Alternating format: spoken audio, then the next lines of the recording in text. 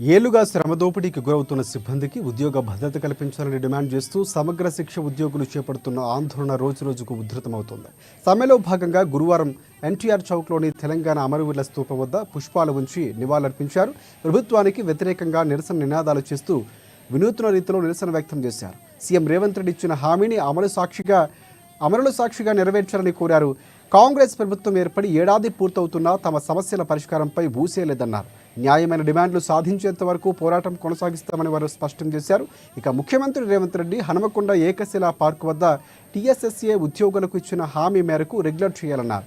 తక్షణమే pay scale అమలు చేయడంతో పాటుగా ఉద్యోగ, జీవన, జీవిత, ఆరోగ్య, ఆర్థిక భద్రత కల్పించాలని డిమాండ్ చేశారు.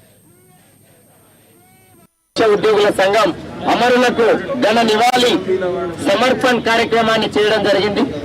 వాస్తవానికి అమరుల సాక్షిగా తెలంగాణ రాష్ట్ర నిర్మాణం అంతా త్యాగాల ఫలితంగా నిర్మాణమైంది. ఈ త్యాగాల ఫలితంలో సమగ్ర శిక్ష ఉద్యోగులు కూడా దాదాపు 129 మంది ఈనాటికి ప్రాణాలు కోల్పోయారు. కాబట్టి వారి ప్రాణాలకు ఖరీదు ఈ ప్రభుత్వం కల్పించకపోవడం, కనీసం వాళ్ళ త్యాగాల్ని గుర్తు చేయకపోవడం విద్యాశాఖ యొక్క దౌర్భాగ్యంగా మేము తెలియజేస్తా ఉన్నాం. ఈ శాఖకు ముఖ్యమంత్రి గారే మంత్రి అయినప్పటికీ ప్రాణాలు కోల్పోతున్న ఎలాంటి నిర్ణయం జరపకపోవడం, న్యాయం చేయకపోవడం చాలా తప్పు.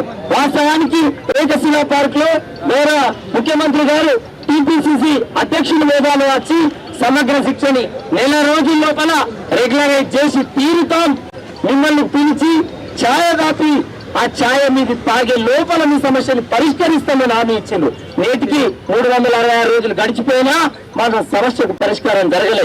ఇప్పటికే పలుమార్లు ముఖ్యమంత్రితో మాట్లాడిన న్యాయం జరగలే. కాబట్టి శాశ్వత సమ్మెకు ఈ రోజు మేము పిలుపునివ్వడం జరిగింది. కాబట్టి గౌరవ ముఖ్యమంత్రి గారికి ఆదిలాబాద్ కేంద్రంగా మీకు మేము డిమాండ్ చేస్తా ఉన్నా, రాష్ట్ర అధికార ప్రతినిధిగా మీరిచ్చిన మాటను మీరు నిలబెట్టుకుని తీరాల్సిందే.